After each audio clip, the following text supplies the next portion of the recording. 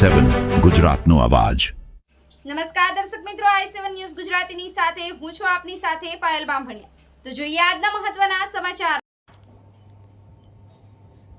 લુણાવાડાની સ્કૂલો દ્વારા 34 બટાલિયન એનસીસીનો 25 ઓક્ટોબરથી 3 નવેમ્બર સુધી હિંમતનગર ખાતે કેમ્પનું આયોજન।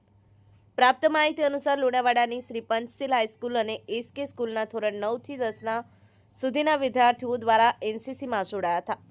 આ શાળાઓ દ્વારા જે એનસીસીનો કેમ્પ ચલાવવામાં આવે છે, જેનાથી આવનારા સમયમાં વિદ્યાર્થીઓમાં દેશ સેવા, આર્મી, બીએસએફ અને પોલીસ જેવા પોસ્ટ માટે ખૂબ અનિવાર્ય હોય છે।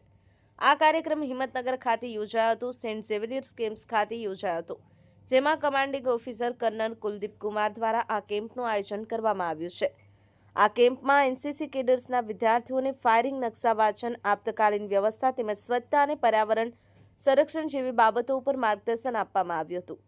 Commanding officer kernel Kuldeep Kumar સાહેબે જણાવ્યું કે એનસીસીનું મુખ્ય ધ્યેય યુવાનોમાં દેશપ્રેમ, શિસ્ત અને સેવા ભાવના જગાડવાનું છે। આવા કેમ્પો દ્વારા કેડર્સમાં નેતૃત્વના ગુણ અને આત્મવિશ્વાસ વિકસે, જે રાષ્ટ્ર નિર્માણમાં ઉપયોગી સાબિત થશે તેવું તેમણે જણાવ્યું હતું। લુણાવાડાના પંચશીલ હાઈસ્કૂલના એનસીસી ઓફિસર સરવિનભાઈ પટેલ દ્વારા બાળકો જોડી રહી તેમને પ્રોત્સાહન આપ્યું હતું। Bureau report i7 news Gujarati, Mahisagar.